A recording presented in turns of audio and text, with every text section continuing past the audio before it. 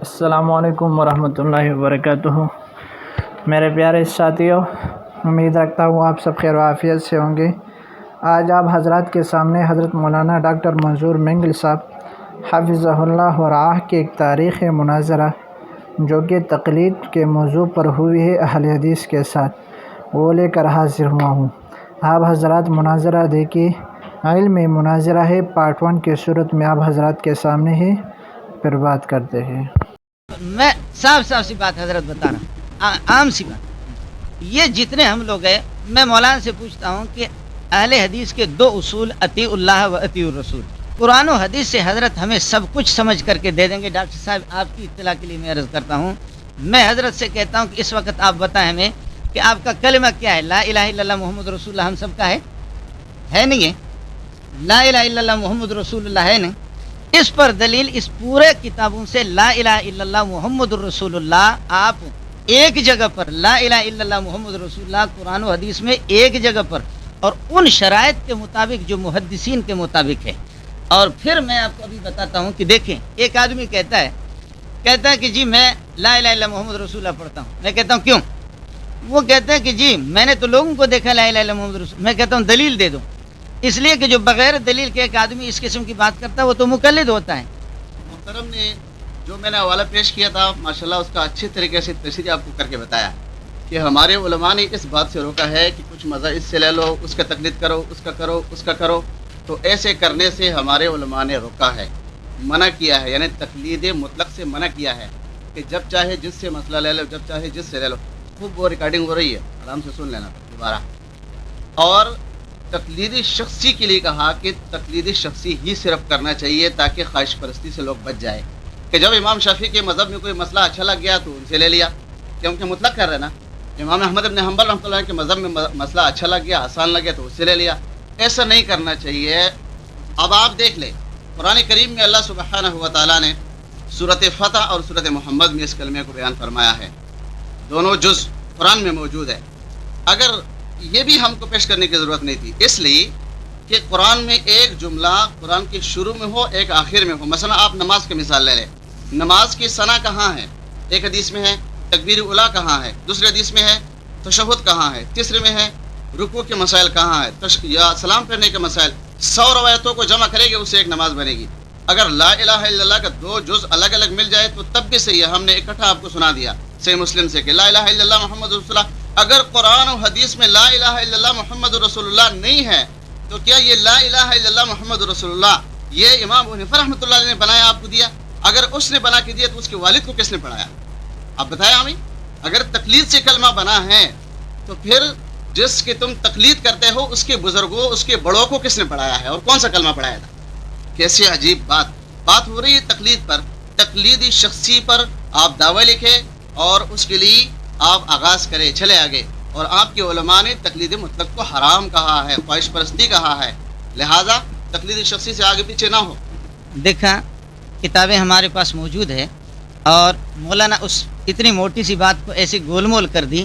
یاد رکھو، یہ ایمان لا الہ الا اللہ محمد رسول اللہ یہ ایمان ہے، یہ ایمان تقلیدی ہے، یہ ایمان تقلیدی ہے، دلیلی نہیں کہ قرآن و سنت سے آپ دلیل دے دیں، دلیلی نہیں۔ یہ کتاب ہے میرے پاس، نواب وحید الزمان صاحب کا، صفحہ نمبر 113 ہے۔ کہتے ہیں کہ وہ ایمان المقلد صحیح، ایمان تقلیدی ایمان، اور ہاں یہ کتاب میں آپ کو دے دوں گا، وہ ایمان المقلد صحیح، ایمان تقلیدی صحیح ہے مقلد کے ایمان۔ ہاں یہ دے دو، ایمان المقلد صحیح۔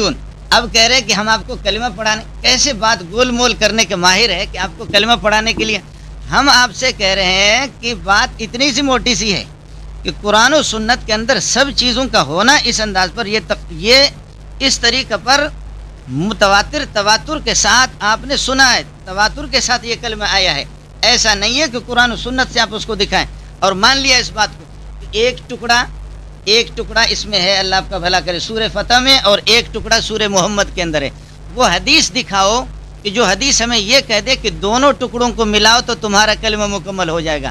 اسی سورہ فتح کے اندر اور سورہ محمد کے اندر ہے فَعَلَمْ أَنَّهُ لَا إِلَهَ إِلَّا اللَّهُ وَاسْتَغْفِرْ لِذَنبِكَ وَلِلْمُؤْمِنِينَ وَلِلْمُؤْمِنَاتِ۔ یہاں یہ آ گیا، سورہ فتح کے اندر آیا محمد الرسول اللہ. اب آپ نے یہ کر دیا کہ فعلم کو بھی چھوڑ دیا, انہو کو بھی چھوڑ دیا, لا الہ الا اللہ کو اس آیت سے لیا, اس صورت سے, اور ادھر جا کر کے سورہ فتح سے لیا محمد الرسول اللہ, ان دونوں کو ملایا, جبکہ اسی آیت کے اندر ہے انہو لا الہ الا اللہ واستغفر لذنبک وللمؤمنین. اب اگر کوئی آپ سے یہ کہے کہ کلمہ یہ ہے لا الہ الا اللہ استغفر اللہ محمد الرسول اللہ, لا الہ الا اللہ استغفر اللہ محمد الرسول اللہ, کہتے ابو حنیفہ کو کس نے پڑھایا ہے؟ ہم یہی کہہ رہے ہیں کہ ابو حنیفہ کو جس نے بھی پڑھایا ہے, یہ تواتر کے ساتھ صحابہ سے یہ جو کلمہ آ رہا ہے یہ تواتر, یہ بھی تقلیدی ہے, اور خود آپ کا کتاب کہہ رہا ہے کہ ایمان تقلیدی ہے. جب آپ سب کہا غیر مقلدین کا ایمان بھی تقلیدی ہے تو فرعیات میں پھر کیا اعتراض ہے؟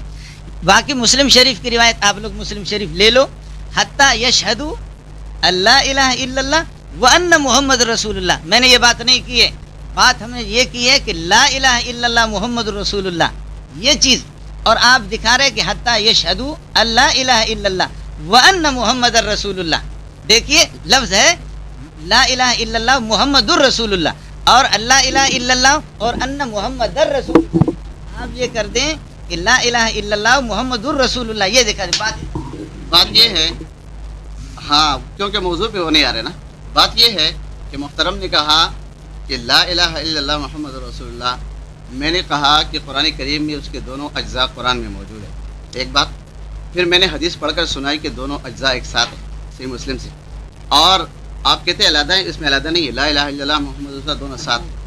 اور دوسری بات یہ کہ آپ نے کہا کہ ایمان جو ہے وہ تقلیدی ہے, جبکہ یہ آپ کے علماء لکھ رہے ہیں, سنو, یہ ہے الکلام المفید فی اثبات التقلید, سرفراز خان صفدر صاحب کہتے ہیں اصول دین, عقائد اور منصوص احکام میں نہ تو اجتہاد جائز ہے اور نہ صرف تقلید ائمہ.